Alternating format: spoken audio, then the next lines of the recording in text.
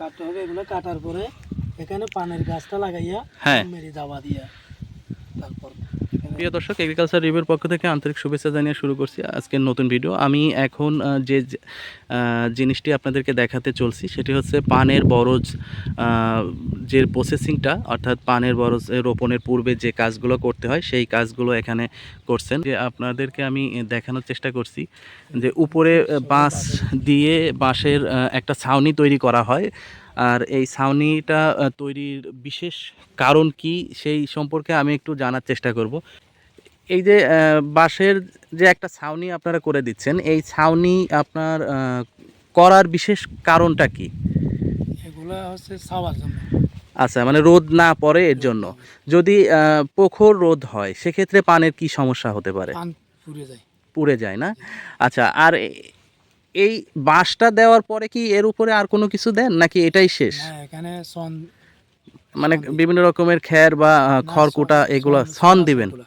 আচ্ছা, সন ছন দিয়ে দিলে ছাড়ি। উপকার কি হবে? এই যে বৃষ্টি হইলে পানের কি কোনো ক্ষতি হয়? না না, এখানে কোনো হতি নেই। ওই রোদ না পড়ার জন্য দেশি এগুলা আচ্ছা, ছাওয়ার জন্য। মূলত রোদ না পড়ার জন্য। জি। তো এখন এই যে আপনারা মাচা করতেছেন, এই মাচা করতে গিয়ে এখানে কতটুকু জমি? এখানে আমাদের এখানে হচ্ছে 60 করা।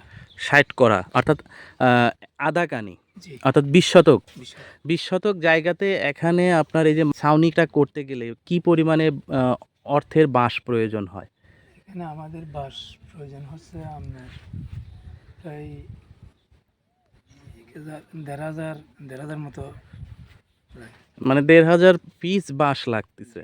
তো সেই জায়গাতে আপনার কেমন খরচ হয়? এক একটা বাঁশ কিনতে কি পরিমাণে একটা খরচ বাঁশ যায়? এগুলা উপরটা দেখছেন যে এগুলা কিনছি যে 35 টাকা করে। আচ্ছা, আর কিছু কিনছি 40 টাকা আচ্ছা, এরকম। আচ্ছা, আচ্ছা। তা 35 এখন টাকা 40 টাকা এরকম কিনতে হয়। হ্যাঁ, এখন এই যে আমি ঘুরে, ঘুরে দেখতেছি যে আপনার এখানে অলরেডি ছাউনিটা প্রায় প্রস্তুত হয়ে গেছে। জি। তো এই ছাউনিটা প্রস্তুতের কতদিন পর আপনারা পানের মানে যে রোপণটা সেটা শুরু করবেন? রোদ থাকলে আমরা কিন্তু সাথে সাথে রোপণ শুরু করি। আচ্ছা, আচ্ছা। আ বৃষ্টির কারণে রুইতে পারছি না এগুলা, কিন্তু আরো 15 দিন আগে রোপণ করার দরকার মানে ছিল। আরো 15 দিন আগে আপনার এটা রোপণ করার দরকার জন্য ছিল। প্রস্তুত ছিল জি। জায়গা। আচ্ছা, আচ্ছা। যাক, এই যে পানের বরজটি আপনারা দেখতে পাচ্ছেন এখানে এখনো রোপণ হয়নি। এটা রোপণ করা হবে। আর পানের যে রোপণটা, এটা তো পানের লতা রোপণ করতে হয়। এগুলা আমাদের এগুলা ওই হরিয়া হরিয়া মানে এক বিঘা করে হ্যাঁ, হ্যাঁ। রোপণ করতে হয় এগুলা। মানে কয়টা গিট রাখেন? একটা দুইটা একটা পানে ২ টা গিট। দুইটা। এখানে কি রোপণের পূর্বে কি বিশেষ কোনো পরিচর্যা নিতে হয় বা কোনো রকমের কেমিক্যাল দিয়ে এটাকে ডুবায় রাখতে হয় বা শোধন করে নিতে জি হয়? জি। এটা কি দেন আপনারা? এটা ওগুলা চিরা ফুলের মধ্যে ফুট ইয়া করে এখানে জাবা দিয়ে রাখতে হয়। আচ্ছা, আচ্ছা।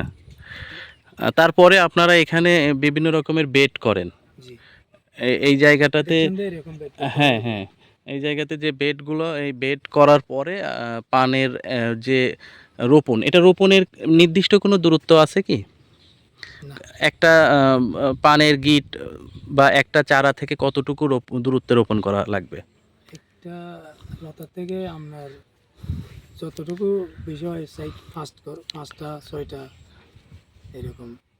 আচ্ছা, আচ্ছা। ঠিক আছে, আমরা একটু দেখার চেষ্টা করব যে যে জায়গাটিতে পানের চারা অলরেডি রোপণের জন্য বেড প্রস্তুত করছে সেটি কিভাবে করছে এই জিনিসটা একটু দেখার চেষ্টা করব আর আপনাদেরকে দেখানোর চেষ্টা করব। এখানে পুরা জায়গাটাতেই পানের চাষ। অর্থনৈতিকভাবে আসলে পানের চাষের যে চাহিদাটা এটা দিন দিন বেড়েই যাচ্ছে। তো এইখানে যে রোপণের এই যে এরকম বেড করতে হলে করছে, এখান থেকে হ্যাঁ, কাটতে হবে অর্ধ করে।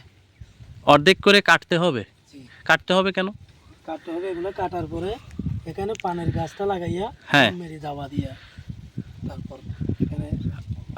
মানে পানের যে শিকড়টা, জি সেই শিকড়টা ওই পাশে লাগাইবে জি আর পানের যে আগাটা সেটা ওইটার উপরে থাকবে। জি। আচ্ছা, আচ্ছা। না, এখনো তো ভাই রোপণ শুরু করে নাই। রোপণ শুরু করলে হয়তো আমরা বিষয়টা একটু দেখতে পারতাম। এখন বৃষ্টির জন্য রোপণ করতে পারে না এগুলো। হ্যাঁ, হ্যাঁ। রেডি করছে বহু আগে। আচ্ছা আচ্ছা, মানে এখন বৃষ্টির সময়ে যদি রোপণ করেন তাহলে ওই পানের লতাটা পচে যেতে পারে, জি, জি। বিষয়টা এই, তাছাড়া তো অন্য কোনো সমস্যা নাই। অন্য কোনো সমস্যা নেই। তো যাক, এটা একটা শুষ্ক আবহাওয়া লাগবে, আর্দ্রতা ভালো না থাকলে এটা রোপণ করা যাবে না। তো মূলত এইভাবেই বেড প্রস্তুত করে। জি। এটার কি সুনির্দিষ্ট কোনো মাপ আছে, কত ফিট বা কত ফিট পর্যন্ত, মাপ আছে এখানে। কত ফিট করে? এখানে মাপ হলো আমরা 3.5 হাত বা 4 হাত। আচ্ছা, এটা আপনার লম্বাতে তো কোনো মাপ নাই, লম্বাতে যতটুকু হয়, লম্বাতে যতটুকু। যা হয় হোক, সেটা নিয়ে কোনো সমস্যা নাই। তো যাক, দেখে ভালো লাগলো। রোপণ শুরু করেন, এরপরে এসে আবার দেখব পরবর্তী সময়ে।